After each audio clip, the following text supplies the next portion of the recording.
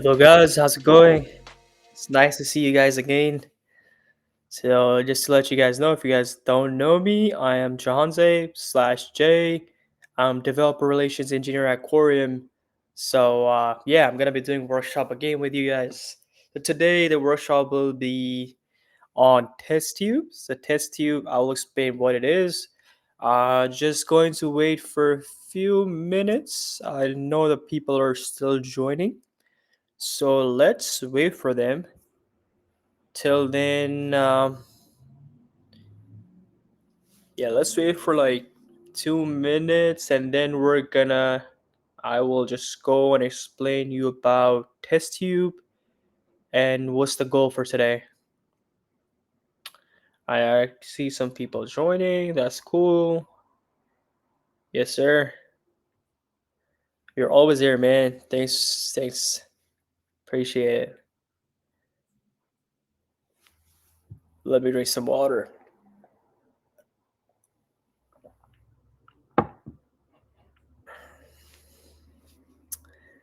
Okay.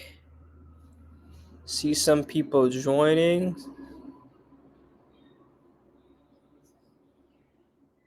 Mm-hmm. All right, cool. Hey, what's up, Yan? How's it going, man? Quality looks, yes, sir, indeed it is, man. It looks super clean.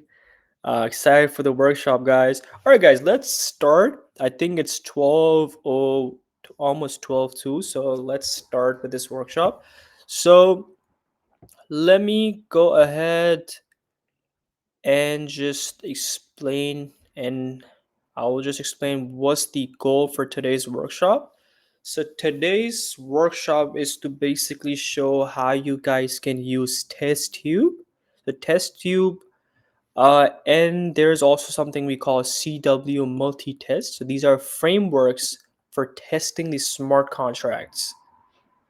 Okay, so I know that we haven't talked about any how to like test the contracts, how to do that, and that's why we're trying to do the workshop on TestTube. So let me explain what it is, and then obviously I'm gonna show you the code, how the code looks like, and how you can also use TestTube in CosmWasm contracts. You can also use the same framework and do the testing. So pretty cool framework. And Yeah, so basically, when developing and testing smart contracts in CosmWasm ecosystem, developers have few tools and approaches for running tests and simulations. So we have two common tools. First one is CW multitest. The CW multitest is basically a testing framework which is designed for testing CosmWasm smart contracts and Rust. It allows you to write and execute tests without needing to interact with a full blockchain node. So that's the point. Is if you want to use CW multitest for quick testing, you can do that. It does not. Uh, I mean, it mimics the behavior of a blockchain, and it's really easy and really efficient to test the contract. So it's faster, obviously, it's ease of use, but there's limitations. It's not fully accurate. Uh, and there's also limited chain interaction because it's not fully simulating the blockchain. It's only simulating some basic modules of the blockchain. And Yeah, so that's CW multitest, but that's not our goal. I mean, obviously, I just give you the what CW multitest is, but we're gonna understand today's, um, which is called test tube. So test tube is basically full chain simulation. So basically, it's a testing framework which involves running the blockchain software like FASMD. So what happens is basically when you build a smart contract, you actually optimize that code into a WASM binary code, and then you deploy that WASM store that you deploy that WASM binary code into that blockchain. So basically, you're deploying that WASM code.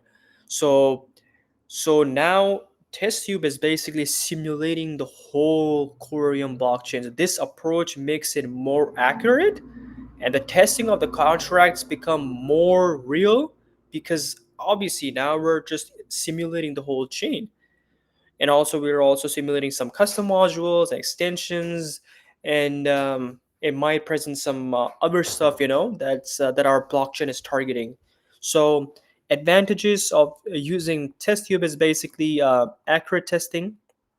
By running this contract on actual blockchain environment, you can be, obviously, as a smart contract dev or as a smart contract developer, you need an environment to test it out. You need more accurate results. For example, if you're building a DEX on Coreum, you need a testing framework that actually simulates the blockchain, and you have more accurate results, obviously. And then you guys obviously can integrate on front end and UI. That becomes more realistic for you to understand what's going on. So that's the powerful.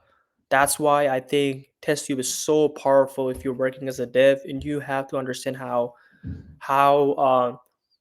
test tube is actually simulating blockchain environment. If you need to understand, if you want to go more into deep in how these framework works, really powerful. And you can also test some custom modules. Sorry. Yeah, so you can also interact with some custom chain modules. I'm going to show you what are the custom module chain. What are the custom modules? So guys, this is the two approaches that we can take: CW multitest and test tube. I would recommend, as a developer, please understand CW multitest first. You need to understand how the contracts are tested with CW basic testing. Once you understand it, then I will actually say go ahead and get familiar with test tube. It's really powerful, and as I mentioned, it's simulating the whole environment, so it's pretty cool. Excuse me. All right, cool. Let me see if there's any questions. Hi, Eluser, tap. Okay, I don't see any questions. Okay, if you guys have any questions, please let me know. If you don't, then I'll just go ahead with the code. Okay, I guess not. And I'll just make it a little bit. All right, then let's go ahead with the coding part, which becomes a little bit complicated for you guys. It might be, might not be, because I've explained how it works. So hopefully it becomes easier for you guys to understand. Because last few workshops I explained how the smart contract pair works, how the integration works, how you do that basic stuff. So now we're just gonna be focusing how you can test the logic of the smart contract. So I have a few module here, guys, in within so this is like a package. We have this Coreum, we have a lib Coreum-Test-Tube. Within this lib, we have a source folder, and we have module, and we have a runner, right? So we want to go ahead and understand what are the modules, the custom modules that we are basically simulating, right? So we have asset FT, which refers to asset fungible token. This is basically asset NFT. This is auth Z. This is bank, distribution, governance, mod. This NFT, this is for staking, and this is for WASM, right? So let's understand this module first, which is called asset FT. And we have this so basically what's happening here is, guys, we have few imports that I'm doing right here, and then we have a struct. And within the struct, I'm not implementing, but this is already pre-built test tube implementation. So if you can see right here, we have a runner. So basically this runner, let me show you what this runner means. So this runner actually provides a generic interface for executing transactions, for acquiring blockchain. So let's actually go ahead and let's see what's the definition of this runner is, right? So this runner, as I mentioned, this is a trade. This is a this is a trade. Trade you can think of as an interface in other languages. For example, in Solidity we have an interface. In TypeScript we also have interface. So the interface is basically you're not doing any implementation. It's like a base function. You just put the base functionalities, and you later on call those functionalities, right? So here, as you guys can see right here, we have executing, and this basically refers to execute a single transaction.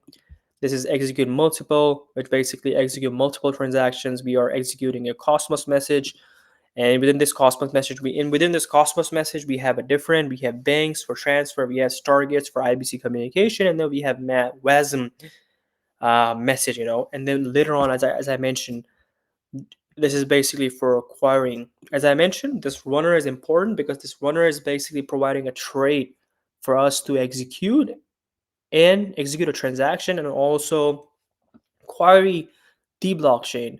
So that's what the runner is, and that's why we are importing here. As you can see right here, use test cube Coreum runner, and we're just importing runner.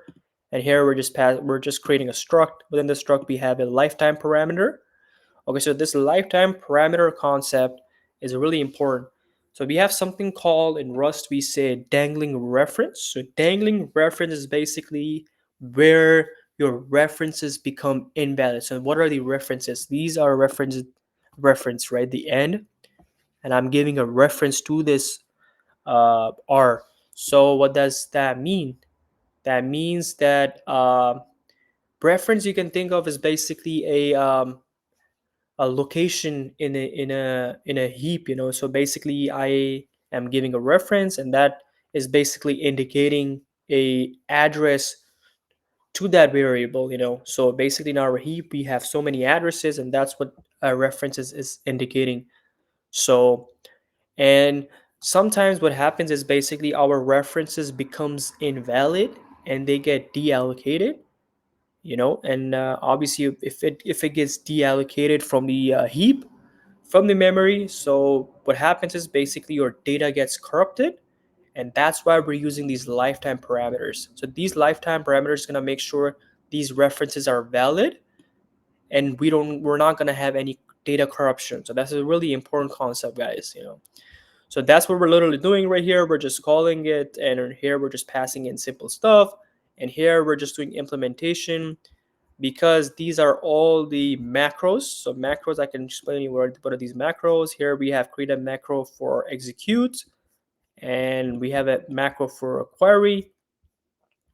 And then if I go right here, literally what we're doing here, we're just calling these macros, which is execute.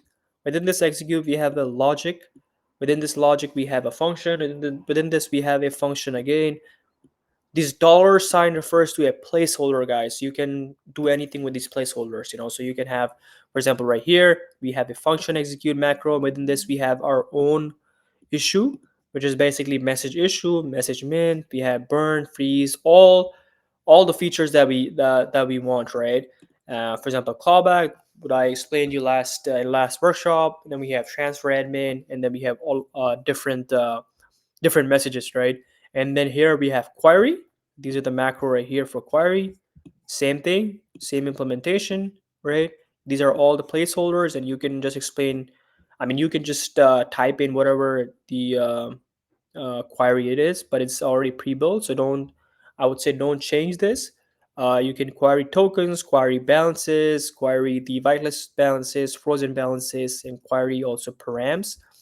That's what it is, right? So now let's actually go ahead and understand what's going on with this testing framework, or what's happening inside of this function. Okay, so here, guys, we have a module. Within this module, we have, obviously we're importing Coreum-Wasm SDK. Within this, we have a minting.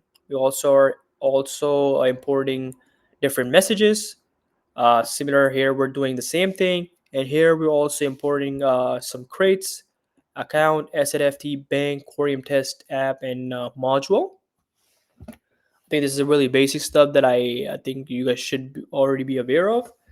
But that's what we're doing right here. And here, just we're creating a SNFT testing.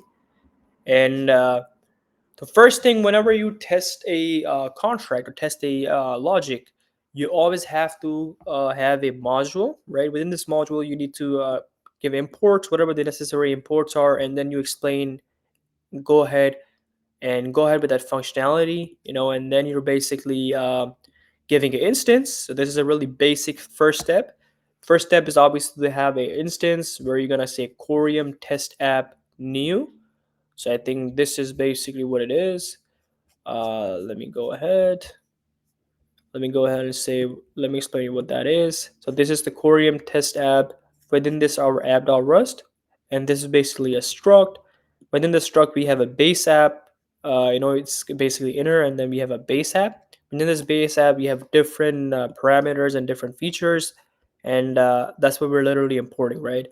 So yes, just simply just call Coreum test app colon new. We're just gonna call a new instance, and here we're just basically giving a signer.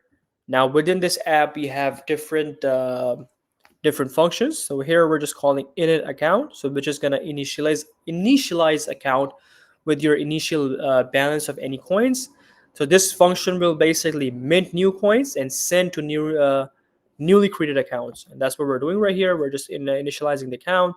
Within this, we are just specifying the amount and feeding them, which is for us, which is ucore, because obviously that's our denom. And then we're just specifying a receiver. Similar thing, you have to have a signer, you have to have a receiver. That's what we're doing. And here we're just specifying and also calling new asset FTs instance, and same for bank, same for request params. We're just calling asset FT query params. Within this query params, we have query params request, and we're just nothing but just unwrapping it. So the really basic stuff. I think this is really easy, guys. Uh, you know, it's basically that's how the testing frameworks works, right? You're just basically calling you just specify new instances and just all that basic stuff. So okay, and here the important part is, here we're actually using a assert equal. So assert equal is basically going to check whether this request params and issue fees is equal to this base coin. It's going to make sure that, okay, it's going to make sure this assert statement is basically to check, or to check whether these are whether it's equal or not, this request params, which is right here. And within this request, we have a params, and we're just unwrapping it, and also we're unwrapping the issue fees, and we're checking whether this is equal to this base coin or not. And yeah, that's what we're doing right here, to make sure uh, the issue fees and the params are equal to the actual base coin. You have to make sure, if it's if it's not equal, then obviously it's gonna panic, and that's what we want. And here we have asset FT. So asset FT is a module within Coreum. So asset FT, I have already explained you. This is the asset FT, and here we have to issue a class. We have to issue a class. Uh, Here what we're doing is, guys, within this asset FT, we have an issue. So let's go to this asset FT. This is the asset FT, right? Similar stuff that I explained you how it's working. And we have this message issue. Within this issue function, let's go to this issue function. If you guys can see right here, but this in macro, we have message of issue. And this message issue is basically a struct, right?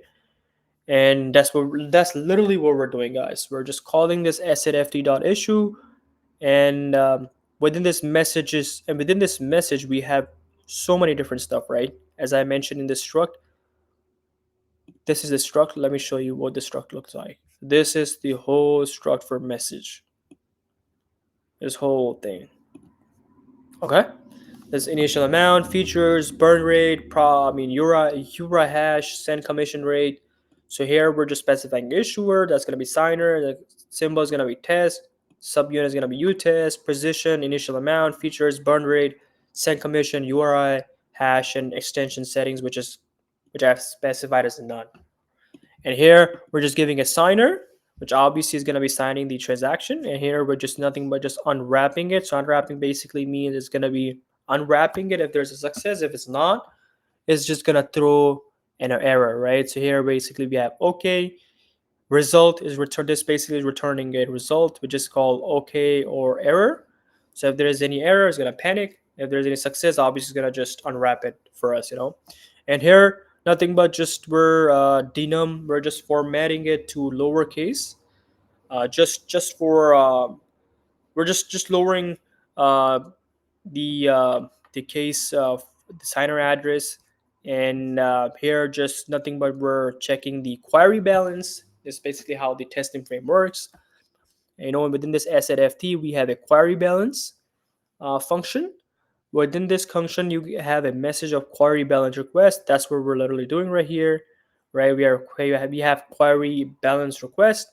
Within this we have account denom, and similarly we are just requesting a balance. We're checking the balance uh, here, and we're just unwrapping it. So now we have to make sure this request balance dot balance is actually equal to this 10, just to check whether this is equal or not. If it's not equal, obviously it's not gonna go ahead. If it's equal, then it's perfect, right? That's what we want.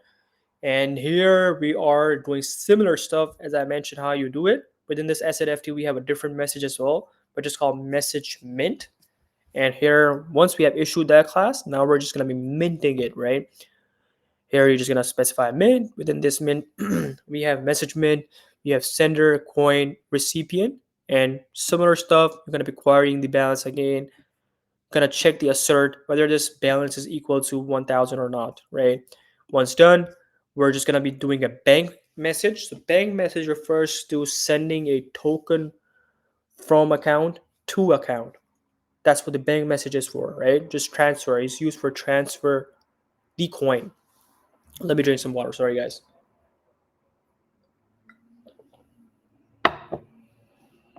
Similar stuff, right? Once you've done a bank send, then you're gonna be requesting for a balance here, and similar stuff as I showed you how it's working on above.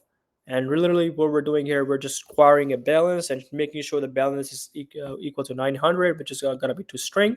And the string is basically obviously converting the given value to a string. That's what we're doing, right?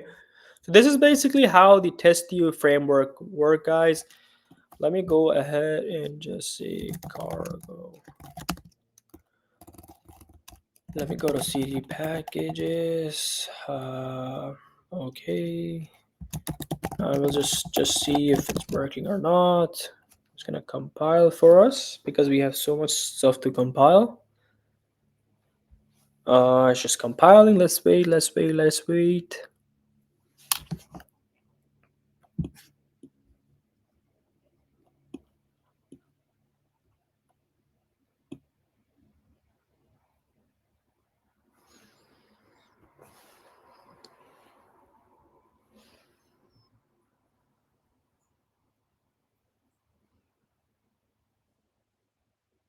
It's just compiling, guys, so which is good. Okay. Okay, nice. Okay, cool.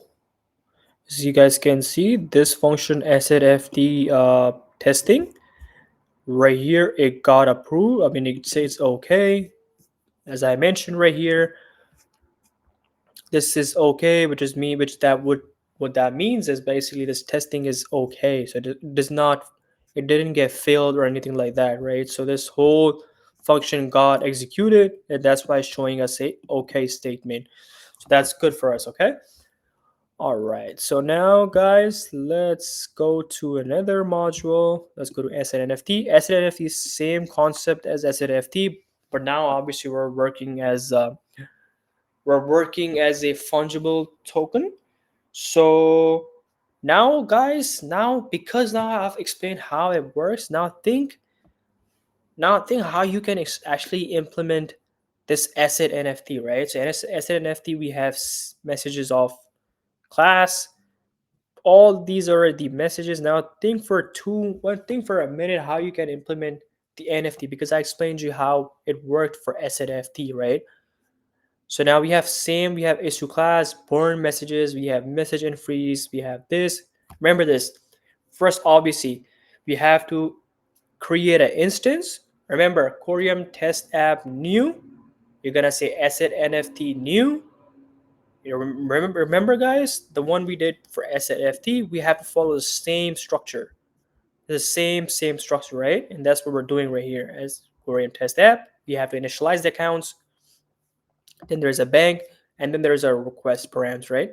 So now just think in your brain how we can work, how we can do it, and then I'm gonna explain you how you can do it, how you can actually implement the same thing for test. Okay. So hopefully you guys have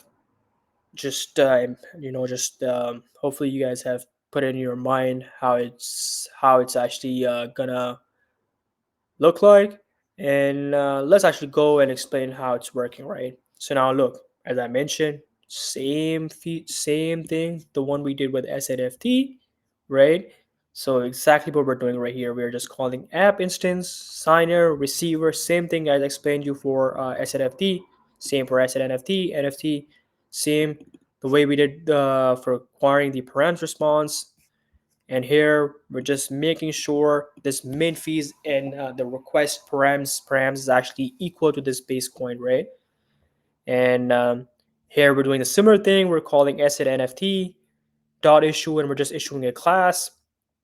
And obviously we're gonna have to put a signer and similar stuff, guys. This same stuff that we're doing the way we did with SNFT, and that's what we're literally doing right here, right? We're just doing minting, we're unwrapping it, we're sending an NFT, and now we're just gonna check the query response for it, and here we're gonna make sure this query owner response owner is actually equal to receiver.address, right? And as I showed you guys, let's see, this is called asset NFT testing. This framework also is being okay, so which is showing us the test cases are passed, which is good, right? So that's basic stuff. For example, if you want to obviously test your own smart contracts, you can go ahead, use this example. That's a really good example. That's how you can start, create your own module, import, and obviously create a function and just start doing test cases. Start writing test cases. That's how you do it. And now let's go ahead with auth-z. So we have a different module now. So this auth-z module in Cosmos allows one account, which is the grantor, to grant another account, which is called the grantee, to permission to execute transactions on their behalf. So that's what basically auth-z module in Cosmos is. And here we're just going to look at the Cosmos module, okay?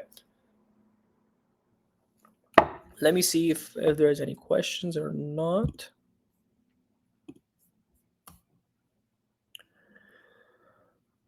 Okay, we don't have any questions, so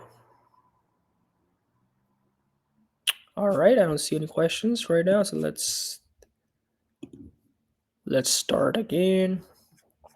Okay, so auth-z module, we're just gonna go ahead. Obviously, we have to start with the runner.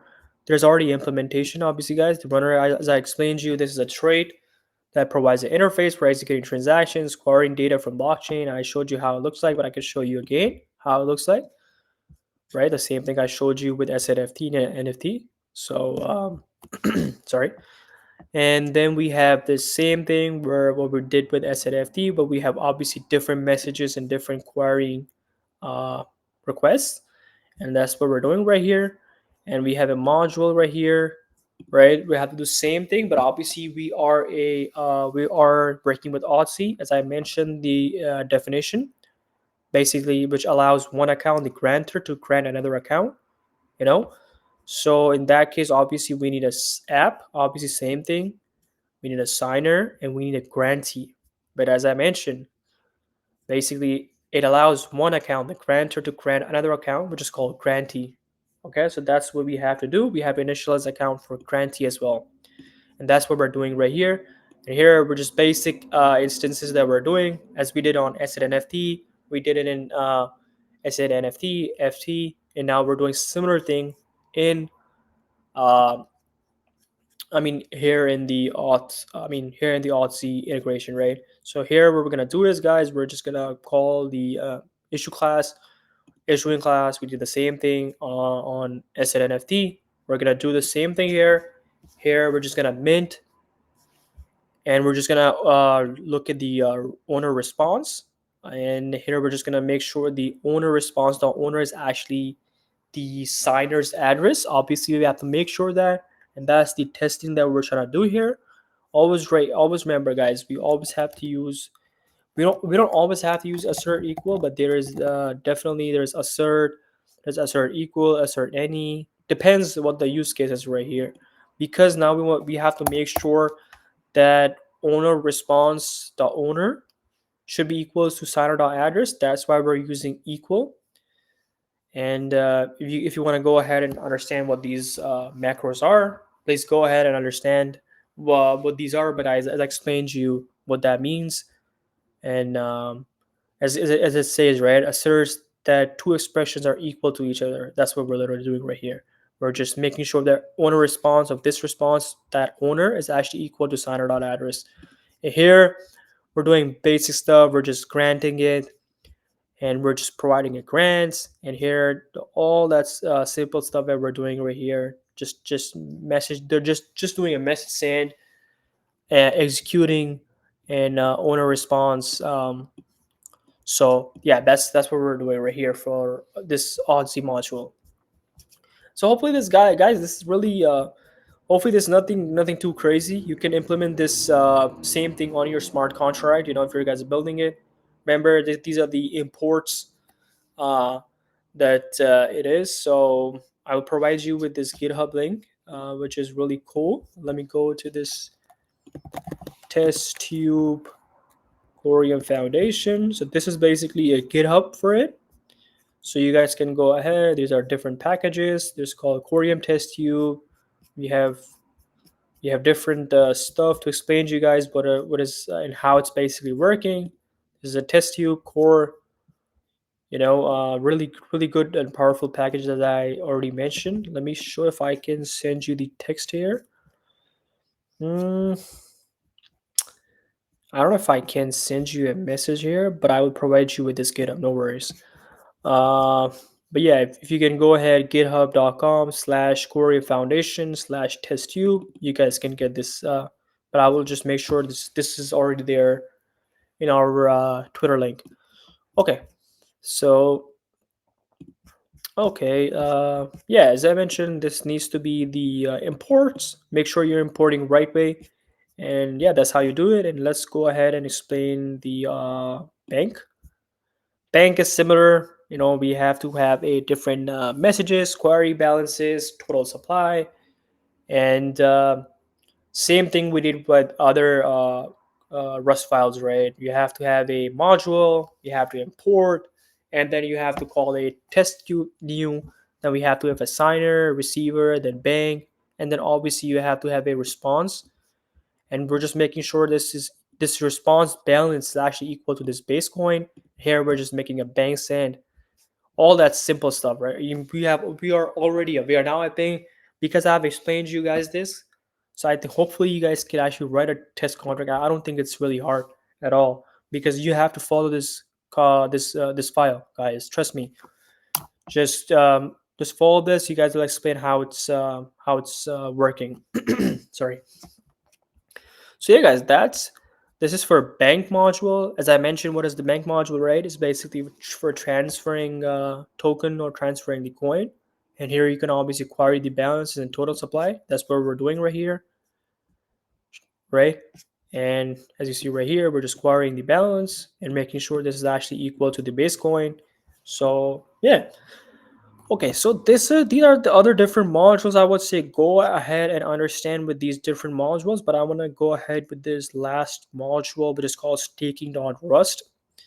Okay, the staking.rust is actually the same.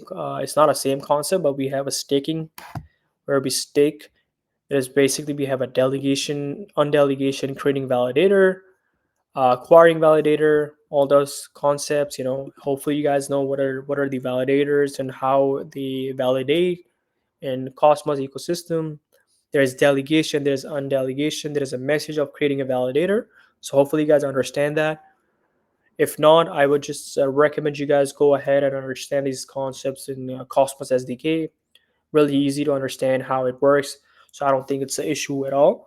But let's see how this module works. Okay, these are the modules to get the validator addresses, same way as we do, but here we're obviously, it's a little bit different concept than SNFT and SNFT, obviously, because here now we're playing with validators, and so there's a lot of decoding, encoding involved, just for security purpose, and yeah, that's what we're doing, guys. Here we're also doing staking integration. We're also doing really a bunch of other stuff here, guys. So I would say just go ahead, understand what are these functions.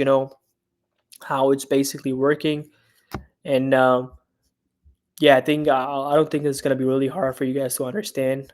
If you guys are new to Rust, then obviously it's gonna take time to understand what it is, understand the basic concepts, and then obviously go ahead and try to write the code, try to play with it, try to just change it, do mistakes.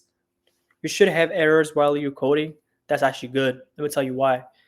When you're a beginner, you just should be writing a lot of code, obviously. And once you have errors, you will actually learn from those errors. So I trust me, we do mistakes, and it's really important to have the errors for us to understand what we're actually doing wrong. That's how we can get better. So yes, these are the module, guys. That these are different modules. We have NFT, mod, governance, and distribution, and yeah, that's literally what we're doing here, guys. We have ODC module, we have SNFT, SNFT. What I already explained to you guys, and basically, as I mentioned, how you can run a test, right? As I mentioned, basically, just go ahead. Once you have done, just build, just do cargo test, and boom, you're gonna see the test cases are running for us, right? Yeah, boom. Look, all the test cases are running for us. So that's basically for OTC, for WASM, for Asset NFT. Every test cases are passed. I run 10 tests. 10 tests got passed, and that's what we want, right? That's literally what we want. Okay, so I don't think I have anything to add more, guys. Hopefully, you guys understood this test tube contract or test tube framework concept. Let me see. Where can you? Okay, so I have few. Sorry, I can see some of the. Let's see the questions. Let me just get rid of this. Where can you start learning coding? Yeah, that's actually a good question, man. I would recommend, if you want to learn CosmWasm, I would recommend for you guys to first understand Rust. You can go ahead, buy a course on Udemy. Obviously, it's really cheap, $20, right? Buy a course from there.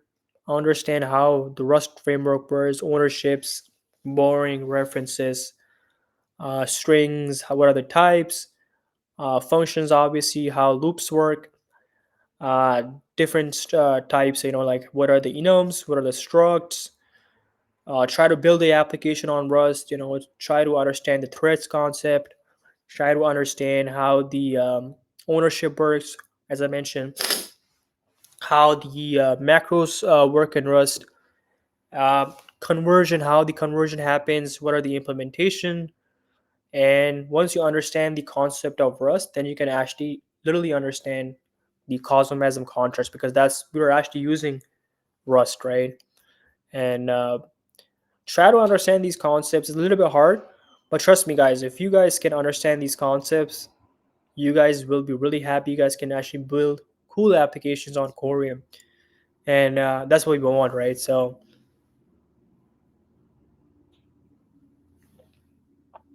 okay, so I don't see any questions. Do we have any questions or any concerns? Let me know.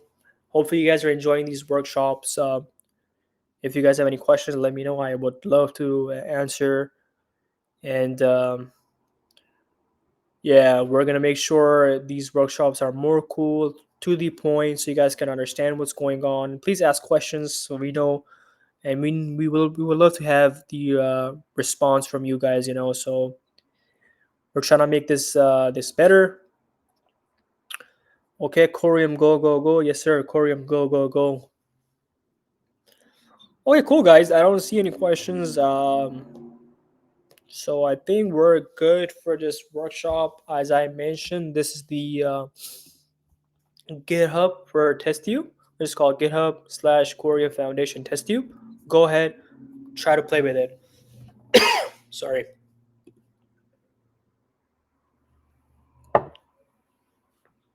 All right, cool, guys. It was nice talking to you all. It was nice to see you guys again. Obviously, I'm not seeing you guys, but I know that you guys are a lot of people are alive, so that's really cool. And yeah, let's actually, I'll see you guys in 2 weeks. Thank you, guys. I appreciate it. And see you guys in 2 weeks. Peace out.